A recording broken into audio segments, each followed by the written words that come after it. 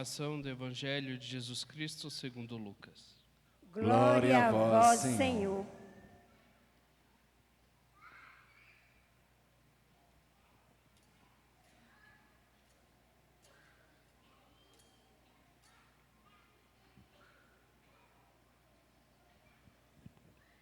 Naquele tempo, os pastores foram apressas a Belém e encontraram Maria e José e o recém-nascido deitado na manjedoura.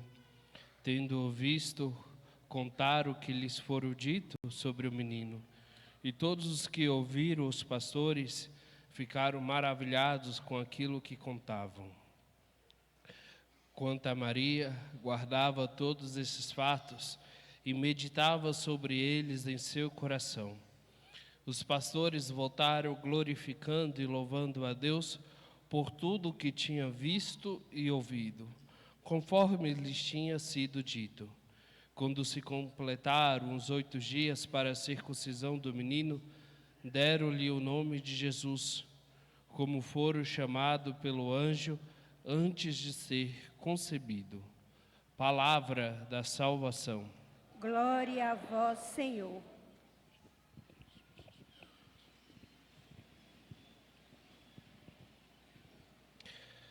Queridos irmãos, ainda estamos no tempo do Natal e, mais específico, na oitava do Natal do Senhor. O calendário litúrgico, como eu expliquei aqui uma vez, assim quando eu estava para encerrar o tempo comum, não segue a lógica do calendário civil. Então não existe uma missa de Ano Novo, mas existe no calendário litúrgico, como o primeiro dia do ano, 1º de janeiro, a solenidade de Santa Mãe de Deus, Maria. É um dogma de fé e é esse dogma que estamos celebrando, já por ser primeiras vésperas desta solenidade. Então estamos aqui celebrando a memória, a festa da Santa Mãe de Deus, a Virgem Maria. E isso é bonito de se ver, porque a liturgia da palavra, diante dessa grande solenidade, nos traz muitas riquezas. Eu gostaria de me deter aqui com vocês, somente na segunda leitura. A carta de São Paulo dirigida à comunidade dos Gálatas. Esse trecho que nós lemos na Santa Missa de hoje é o único trecho que São Paulo fala da Virgem Maria. E por isso que aparece aqui, então, nessa solenidade, Santa Mãe de Deus, esse trecho da carta aos Gálatas. E diz: quando se completou o tempo previsto, Deus enviou seu Filho, nascido de mulher, nascido sujeito à lei, a fim de resgatar os que eram sujeitos à lei. Esse é o sentido do Natal. O menino Jesus que vem ao nosso encontro para nos salvar, que é o próprio Deus. E é bonito de ver São Paulo dizendo, nascido de uma mulher.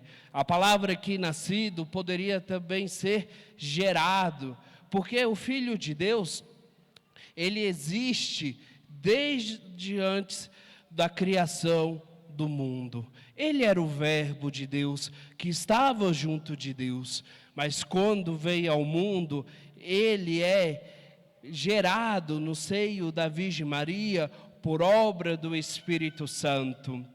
Assim, o menino Jesus, ele é perfeitamente homem e perfeitamente Deus, como eu já falei aqui algumas vezes. E por isso que Maria, ela não é só mãe da humanidade de Cristo, mas ela é mãe de Cristo inteiramente. Então ela, logicamente, é mãe de Deus. Alguns aí fora tentam, por outra via, tentar afirmar contrário a isso, que Maria não é mãe de Deus, que Maria é mãe só da humanidade de Cristo, que ela teria gerado somente a sua humanidade. Mas não, Maria é sim mãe de Deus. Se nós olharmos o Evangelho da visitação da Virgem Maria, a sua prima Santa Isabel, nós vamos perceber que quando ali acontece a saudação, Isabel diz: como mereço que a mãe do meu Senhor me venha visitar. Se nós pegarmos esse texto em grego, nós vamos ver que a palavra que aparece em grego é Kyrios, e Kyrios se refere a Deus. Então, o que Isabel estaria ali dizendo é: como mereço que a mãe do meu Deus me venha visitar. Então, Maria é sim mãe de Deus. Ela é mãe da segunda pessoa da Trindade, que é o Verbo, que é o menino Jesus, que veio nos resgatar, que veio nos tirar do lamaçal do pecado, que veio nos tirar da escravidão, que veio nos dar vida nova. E é isso que São Paulo está dizendo aqui na carta aos Gálatas, a fim de resgatar os que era sujeito à lei, para que todos recebessem a filiação adotiva. O que é essa filiação adotiva que São Paulo está dizendo? É o batismo, porque através do batismo nós nos tornamos filhos de Deus em Jesus Cristo.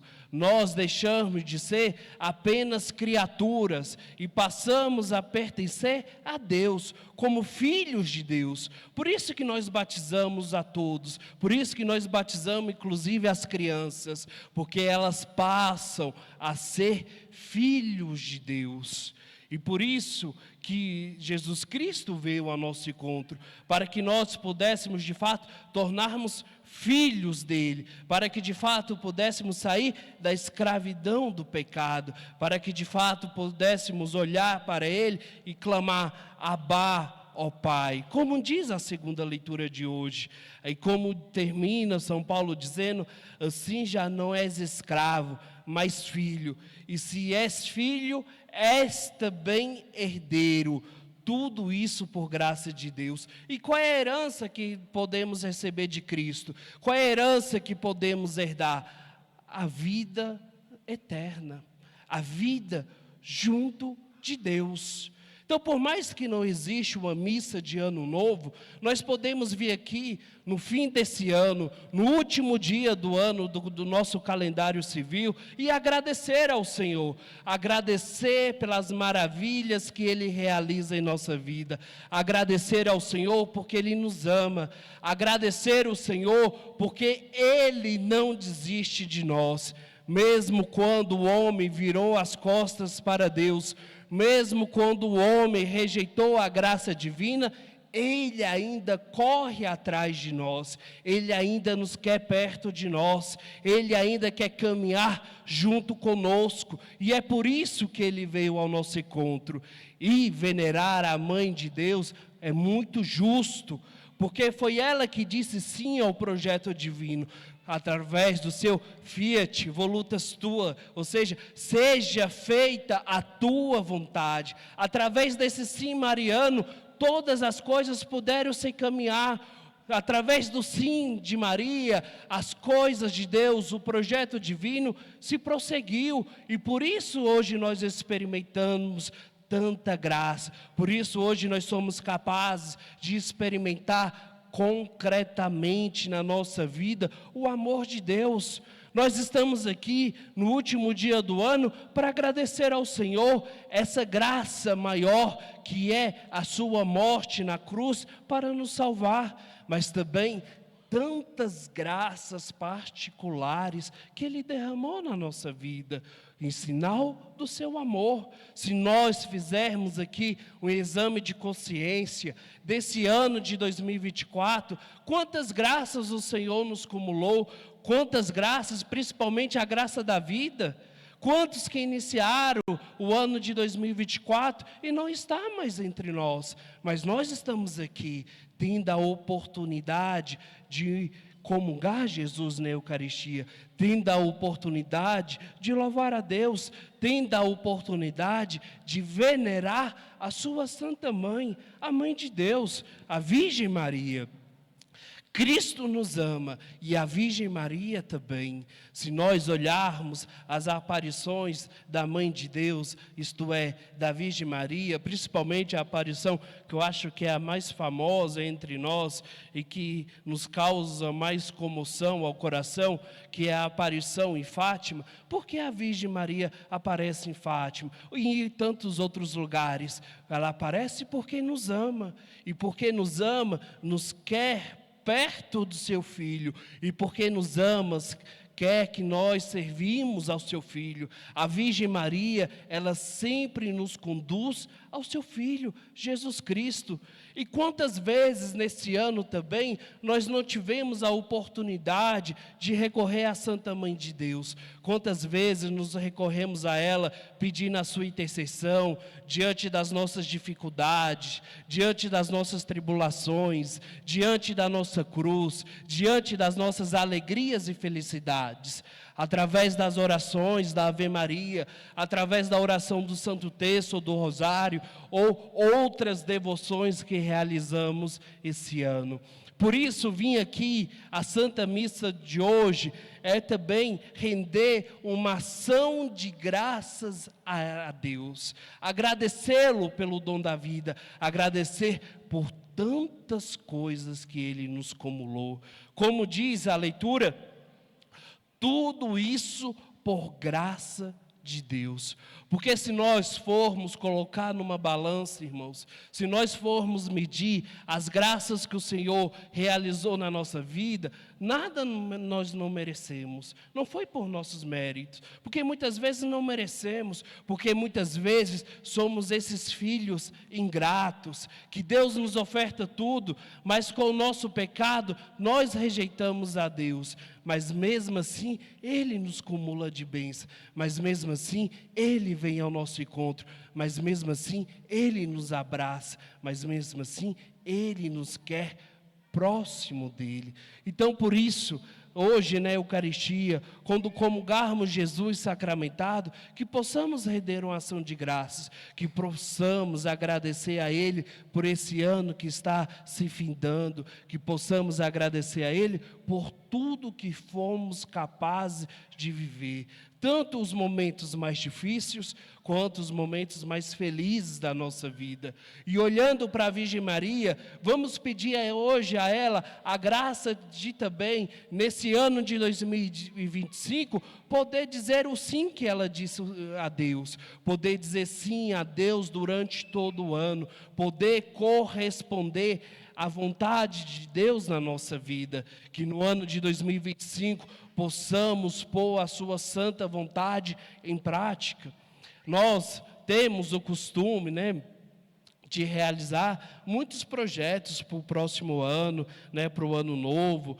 Aí alguns fazem projeto para emagrecer, ou projeto para uma conquista de emprego, enfim, uma conquista pessoal. Mas nós deveríamos também colocar nos nossos projetos e cuidar para se executar bem um projeto de santidade. O que eu preciso fazer de melhor para esse próximo ano para me aproximar mais de Deus? O que eu preciso fazer para esse próximo ano para dizer um sim firme ao Senhor, como a Virgem Maria foi capaz de dizer? O que eu preciso fazer para melhor me santificar e santificar a minha família? Esse ano de 2025 possa ser que seja o meu último ano de vida, possa ser que seja o seu último ano de vida.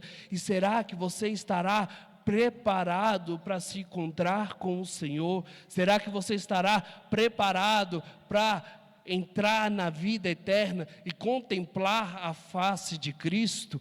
Por isso, irmão, façamos também um projeto de corresponder melhor à vontade de Cristo. E peçamos à mãe dele, peçamos à Virgem Maria, a mãe de Deus, para que nós sejamos capazes de dizer sim ao projeto divino, que nós sejamos capazes de buscar uma verdadeira conversão, que nós sejamos capazes de viver como filhos e filhas de Deus.